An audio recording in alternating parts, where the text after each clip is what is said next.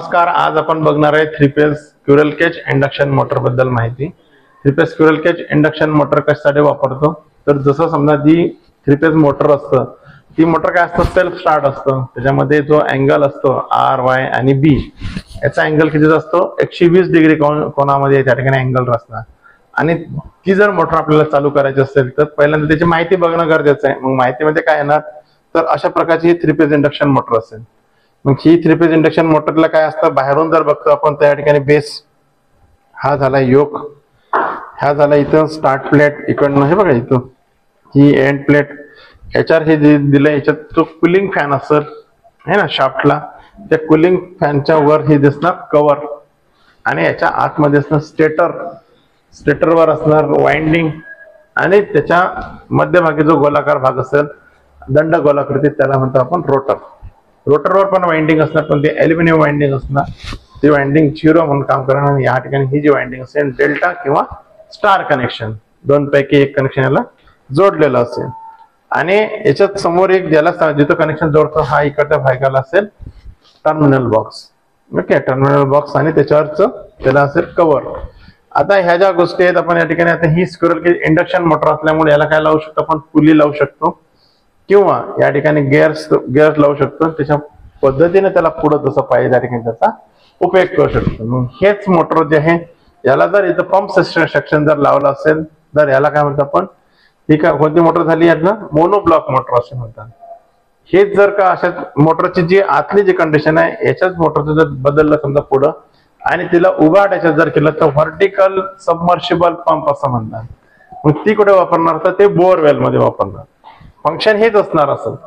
पण त्याचं काय असणार जर समजा बोअरवेल जर असला तर 4 इंच असेल, 6 इंच असेल, 8 इंच असेल, 10 इंच असेल, मग तुमचं ते व्होल्टेज मोटरची त्याची खोली आणि तुम्हाला पाहिजे असणार त्या ठिकाणी पाणी, मग त्याला काय म्हणतात सबमर्शिबल पंप असं म्हणतात। आणि जर समजा साध्या ह्याच्यात जर असेल तर म्हणजे जिथं विहीर असेल, तलाव असेल, पाण्याच्या वरची मोटरला आपण मोनोब्लॉक मोटर म्हणतात। ज्या मोटरला काही जोडलेलं नाही बाहेर त्याला इंडक्शन मोटर असं म्हणतात।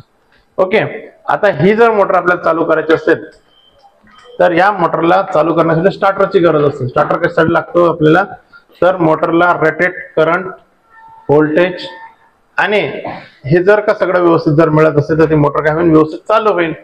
मग जर का समजा हे जर नाही मिळालं तुम्ही जर डायरेक्ट सप्लाय दिला त्याला 3 फेजचा जर सप्लाय जर दिला तर त्या ठिकाणी करंट कधी वाढलेला असेल किंवा व्होल्टेज कमी जास्त झालेला असेल तर ती मोटर काय होऊ शकतं अनावधानाने जळू शकतो। त्या ठिकाणी सेफ्टी प्रिकॉशन म्हणून काही राहणार नाही। त्याकरता आपण काय वापरतो स्टार्टर्स वापरतो। मग त्यामध्ये वापरण्यात येणारे जे स्टार्टर्स आहे ते आहे DOL स्टार्टर। या स्टार्टरचं नाव कंप्लीट आहे डायरेक्ट ऑनलाईन स्टार्टर असं जे स्टार्टर्स असतं त्याला इनपुट वरून 3 फेज सप्लाय RYB आणि त्याच्यातून जे स्टार्टर्स असतात खाली त्या ठिकाणी आपण काढतो। या ठिकाणी RYB आपण बाहेर काढलेले आहे। तर हे काय केलं आपण स्टार्टर या ठिकाणी ओपन केलं, बघा या ठिकाणी RY आणि B हा सप्लाय जोडलाय। पहिले त्याच्या अगोदरचा सप्लाय सांगतो तुम्हाला, हे काय घेतलं आपण MSCB चा सप्लाय घेतला, या ठिकाणी RYB MCB लावलाय, RYB चं इंडिकेटर लावलंय, व्होल्ट मीटर लावलाय, एमीटर लावलाय। व्होल्ट मीटरला काय केलं पॅरलल मध्ये सप्लाय दिला म्हणजे एक फेज आणि इथं दुसरा फेज, असं जर लावलं असेल तर त्या ठिकाणी व्होल्टेज तुम्हाला 3 फेजचं दाखवेल। याच्यातलाच एक फेज राहिला तर इथं देणार आणि तो आउटपुटला बाहेर काढणार। त्याचे जे 3 कनेक्शन असतात ते जोडले इथं RY आणि B।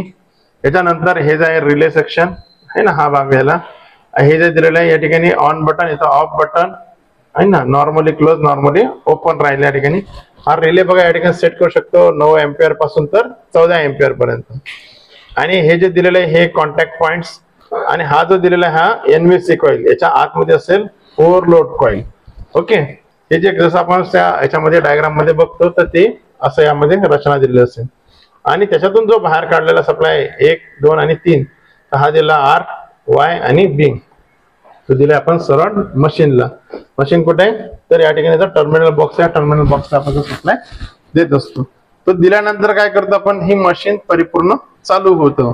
आता जे चालू होतं ते कशा पद्धतीने बघा, इथं सप्लाय दिला, बटन पहिले दबलेलं आहे जरा,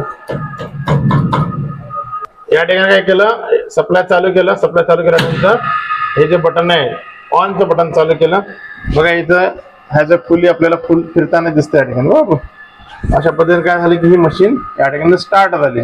मग जे तो जो सप्लाय असेल आणि त्याच्यात जो काय केलं या ठिकाणी नवीन यांत्रिक ऊर्जा आपल्याला या ठिकाणी आपण घेऊ शकतो. मग ते तुम्हाला कशासाठी वापरायचे, पंपसाठी, जसं मी आता मागे सांगितलं पंप सॉरी सबमर्शिबल पंपसाठी, मोनोब्लॉकसाठी, किंवा याच्याद्वारे आपल्याला काय जिथं क्रिया घडवून आणायची त्या ठिकाणी त्याला आपण ही जोडू शकतो. ही 3 फेज मोटर आहे. याची HP किती दिलेली आहे बघा, 1440 RPM, 6 एंपियर, फेज 3.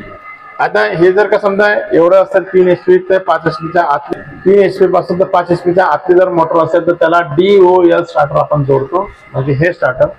याच्यापेक्षा जर वरची मोटर असेल 5 HP किंवा त्याच्यापेक्षा जर वरची मोटर असेल तर त्याला मॅन्युअल स्टार्टर लावतात, किंवा ऑटोमॅटिक स्टार्टर लावतात, किंवा सेमी ऑटोमॅटिक स्टार्टर लावतात. असे 3 प्रकारचे स्टार्टर्स असतात. त्या स्टार्टर लावून आपण काय करू शकतो, ती मोटर चालू करू शकतो. मॅन्युअल स्टार्टर, सेमी ऑटोमॅटिक आणि फुल्ली ऑटोमॅटिक, ह्या 3 स्टार्टर वरती लावून आपण त्या ठिकाणी चालू शकतो. आता ही जी जशी कॅपॅसिटी आहे, म्हणजे तुम्हाला जे काम करून घ्यायचं आहे त्या कामावर डिपेंड आहे की तुम्हाला किती HP पाहिजे.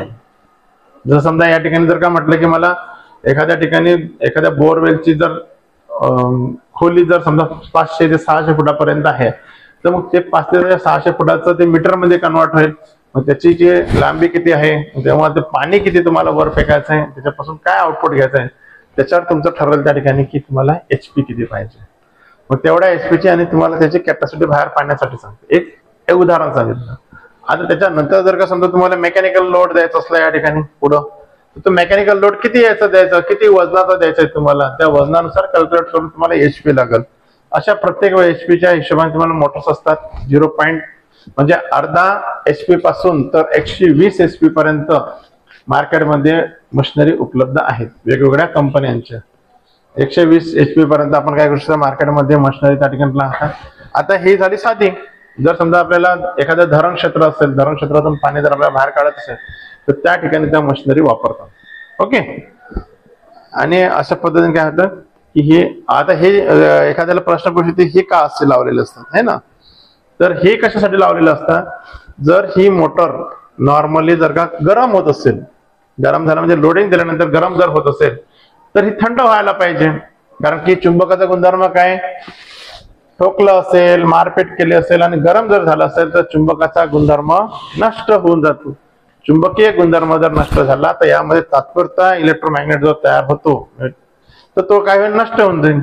मग मॅग्नेटच तयार जर नाही झाला तर ही मोटर चालू होणार आहे का, नाही होणार. म्हणून हे थंड राहण्यासाठी याला काय केलंय, ह्या खाचा पारल्या. मग आता याला थंड कसं राहील, त्याच्या पाठीमागे कूलिंग फॅन लावला. तो फॅन काय करतो, जेवढ्या स्पीडने इकडे फिरतो तेवढ्या स्पीडने पाठीमागे फिरतो आणि कंटिन्युअस याला हवा देत राहतो. आणि जर म्हटलं एखाद्याने की सर मला DC मध्ये असं नाही राहत, तर DC मध्ये इंटरनली आर्मेचरला फॅन लावलेला असतो आणि ते आतल्या आत वाइंडिंग त्या ठिकाणी थंड करतो. आता एखाद्याने जर म्हटलं सर तुम्ही मगाशी सांगितलं सबमर्शिबल पंपला थंड करण्यासाठी याचं जसं याला बघा पाणी जर लावलं तर ही मोटर काय होतं, शॉर्ट सर्किट होऊ शकतं. आणि त्या मोटरला पाण्याच्या वर जर चालू केलं तर ती मोटर शॉर्ट सर्किट होते. त्याला कंटिन्युअस पाण्यामध्ये पाहिजे ती मोटर आणि त्याच्या आतमध्ये वाइंडिंगच्या आतमध्ये आपल्याला पाणी भरावं लागतं. म्हणजे त्याची जी वाइंडिंग आहे थोडी वेगळ्या प्रकारचं इन्सुलेशन त्या ठिकाणी वापरलेलं असतं आणि ते जे बेरिंग असतं ते बेरिंग पण क्वालिटी वेगळे असतं. त्याच्यामुळं त्याला कंटिन्युअस 24 तास पाण्यामध्ये ठेवावं लागतं, त्यावेळेस ती मोटर आउटपुट देईल. आणि याला 24 तास नैसर्गिक हवेच्या सानिध्यात ठेवावं लागतं, त्यावेळेस चालतं. दोघांचं फंक्शन वेगवेगळं आहे, तरी तुम्हाला याच्यातच सांगितलं की कशा पद्धतीने राहील. ओके. नमस्कार. या ठिकाणी जर का समजा तुम्ही चॅनलवर माझ्या नवीन असाल तर त्या ठिकाणी तुम्हाला जर व्हिडिओ महत्त्वपूर्ण वाटत असतील तर आपल्या मित्रांपर्यंत नक्की पोहोचवा, जेणेकरून त्यांना इलेक्ट्रिशियन बद्दलची माहिती होईल आणि त्यांना प्रॅक्टिकल संदर्भात जर काही त्या ठिकाणी अडचणी असतील तर त्यांच्या सुद्धा सॉल्व्ह होतील. आणि जर तुम्हाला काही नवीन माहिती किंवा जर काही विचारत असेल तर कमेंटमध्ये नक्की सांगा, म्हणजे जेणेकरून मी त्याच्यावर नवीन इन्फॉर्मेटिव्ह व्हिडिओ बनवेल. परत एकदा सांगेल, चॅनलला लाईक करा, सबस्क्राईब करा, आपल्या मित्रांना नक्की पाठवा.